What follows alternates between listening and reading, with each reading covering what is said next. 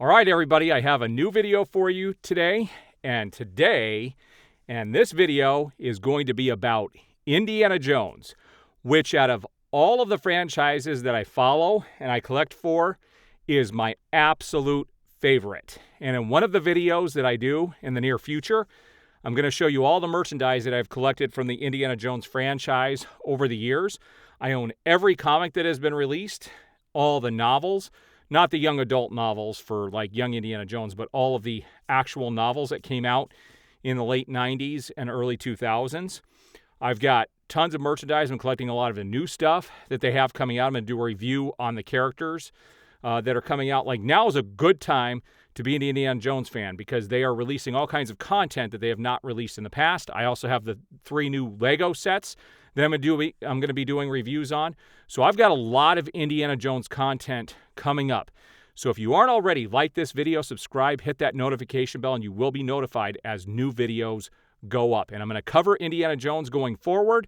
And boy, do I have a lot to go over today. Stuff that goes back a month or so ago, all the way up to the bombshell report that came out today. You will see this photo. It's going to be the last photo, and we're going to talk about that.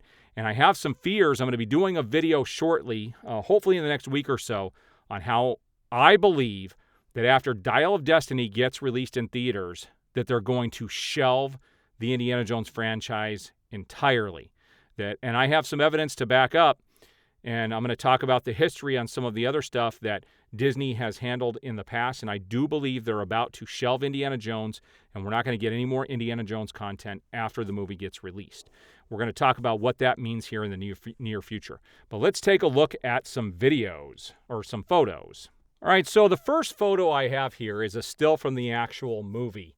And to me, this looks kind of like, you can tell that the special effects in this movie are going to be a little bit different from some of the other films. This does not look like a practical set if you look at everything.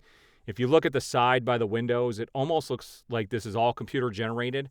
We'll see how it looks in the actual film. I'm hoping that this is a practical set.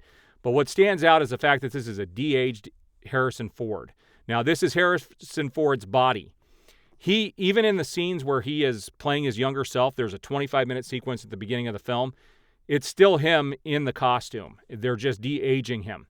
And this is, you could tell by his posture and everything, that this is an older guy, but his face has been de-aged, and it's supposed to be pretty amazing with the technology that they used. But this is a still from the actual movie. So here's actually a look at some of my Indiana Jones stuff that I have in my theater room. I have one whole wall that is devoted to Indiana Jones.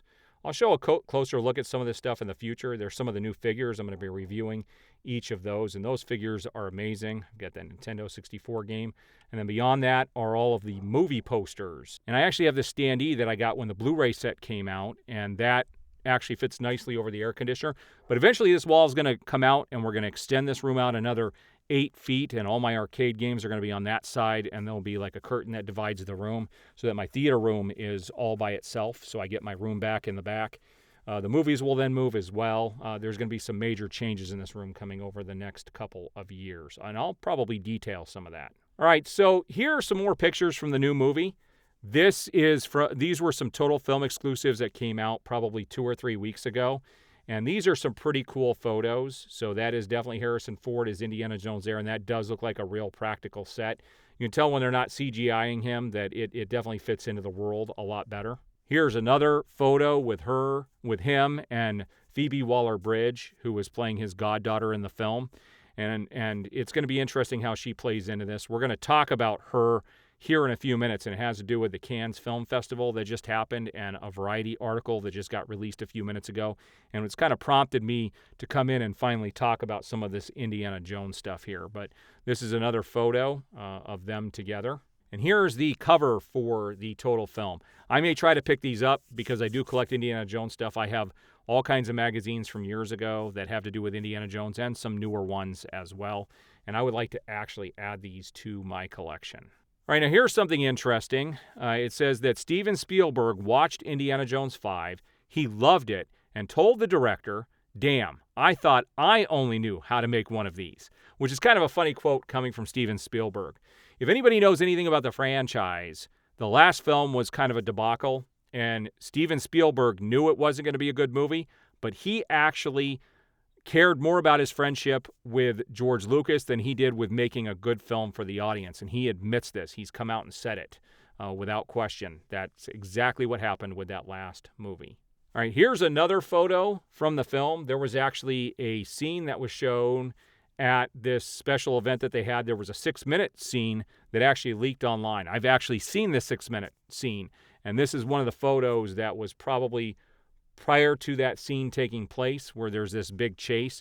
There's actually a 1-minute, 34-second clip of that right now that you can watch. And if you don't want to be spoiled in the movie, you don't watch it, but they do have a portion of that scene that was leaked, and you can go watch it now online. All right, now here's something interesting. We have both the Young Indiana Jones Chronicles and also the 4 Indiana Jones movies headed to Disney+. They're currently on Paramount+, but they're going to be leaving and moving exclusively over to Disney+. And I'm hoping when they do this, that with the Young Indiana Jones Chronicles, that they actually have the episode that had Harrison Ford in it, which was The Mystery of the Blues. You can actually buy all the DVDs. I used to own them. I do want to get them back because of, they're Indiana Jones, but I sold them years ago because I sold them for more than I bought them for. And since then, I've wanted them back, and I haven't purchased them just yet.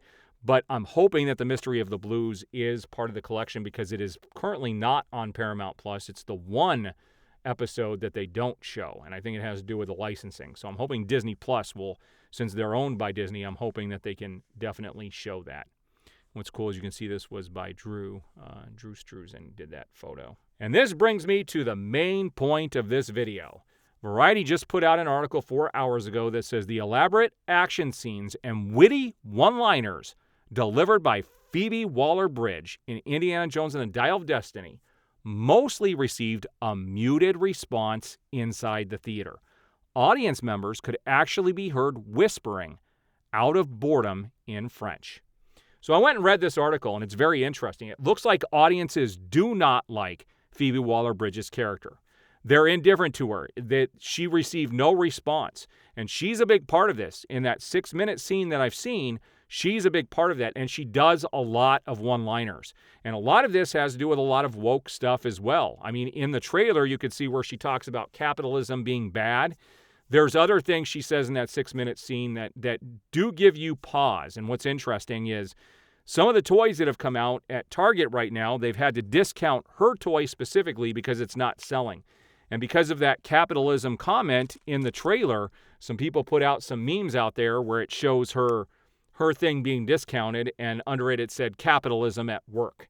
And so it doesn't seem like she's going to be a very popular character and people aren't going to warm up to her. And the big fear here is that she's going to take over as like basically the new Indiana Jones or basically overtake his character in the film and make her the main focus of the movie, which I really hope is not the case. And because of that, there was a trailer that came out during the Super Bowl, and they want to tell people that that's not happening, so they released a scene where she was on a plane to help rescue Indiana Jones, and he didn't need it.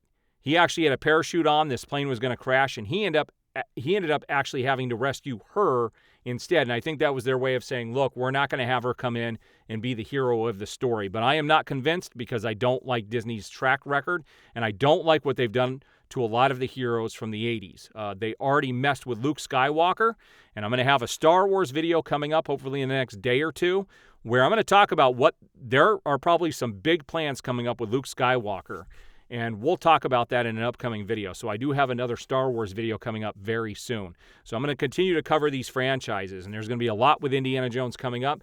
So if you like this video, please hit the like button, subscribe, hit that notification bell, and you will be notified as I have new videos go up.